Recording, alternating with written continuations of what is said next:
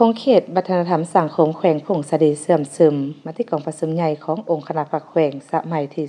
12ในตอนเช้าของวันที่20กุมภาพันธ์2026นี้ที่สโมสรของแขวงพงสะดีได้จัดกองประชุมเผยแพร่เสื่อมซึมมาที่กองประชุมใหญ่องค์คณะผักแขวงพงสะดีสมัยที่12ให้คงเขตวัฒนธรรมสังคมแขวงโดยการเป็นประธานและเผยแพร่ของสหายอูคำตุลพันธ์กรรมการประจำผักแขวงรองประธานคณะกรรมการปกครองแขวงผู้สิน้ำของเขตวัฒนธรรมสังคมขันแขวงเข้าร่วมมิตรสหายกรรมการผักแขวงมีบรรดาสหายคณะภาคหักฐานคณะหน่วยภาคสมาชิกภาคและพนักงานภายในแผนกองค์การของเขตวัฒนธรรมสังคมอมขังแขวงเข้าร่วมในกองประชุมสหายไซประเสริฐแก้วกุลนาห้องหัวหน้าห้องว่าการแขวงได้ขึ้นผ่านมติของคณะประจำผักแขวงฉบับเลขที่1055ทับขอพขลงวันที่28ตุลา2025ว่าด้วยการแต่งตั้งคณะรับผิดชอบชี้นำการเผยแพร่เสื่อมซึมมาที่กองประชุมใหญ่องค์คณะผักแขวงพงสะลีสมัยที่12ผ่านคำสั่งแนะนำของคณะประจำผักแขวงฉบับเลขที่183ทับขอพขลงวันที่22ตุลา2025ว่าด้วยการจัดตั้งเสื่อมซึมมติกองประชุมใหญ่ผู้แทนองค์คณะผักแขวงพงสะลีสมัยที่12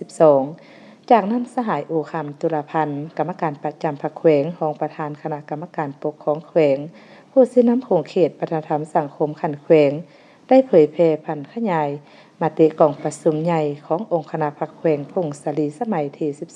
12ซึ่งของประชุมได้เป็นเอกสารหับห้องเอารายงานการเมืองแผนพัฒนาเศรษฐกิจสังคม5ปีครั้งที่9 2011-2025พร้อมกันนี้ได้เป็นเอกภาพกำหนดหน้าที่ทิศทางรวมและขาดหมายสู้สนใน5ปีต่อหน้า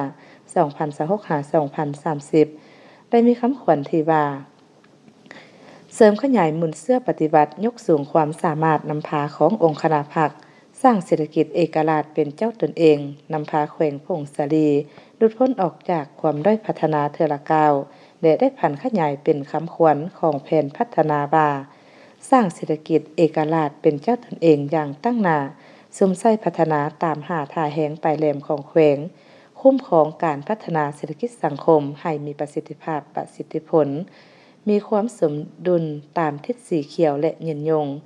กองประชุมครั้งปฐมฤกษ์ของคณะบริหารงานพรรคแขวงพงสะลีสมัยที่12ได้ปลดบัตรเลือกตั้งอย่างประชาธิปไตยและเป็นเอกภาพเลือกเอาคณะบริหารงานพรรคแขวง35สหายหญิง3สหายเลือกตั้งเอาคณะประจำพรรคแขวง11สหายเลือกเอาเลขารองเลขาพรรคแขวงและเลือกตั้งเอาประธานรองประธานกวดกาพรรคการเผยแพร่ครั้งนี้แม่นเพื่อสร้างความเป็นเอกภาพด้านทัศนะและแนวทางการเมืองหันเอามติกลายเป็นแผนงานและโครงการจัดตั้งปฏิบัติตัวจริงซุ่มไส้การพัฒนาเศรษฐกิจสังคมและแก้ไขชีวิตการเป็นอยู่ของประชาชนให้ดีขึ้นและเป็นเข็มทิศทางการเมืองในการพัฒนาแขวงพงสะลี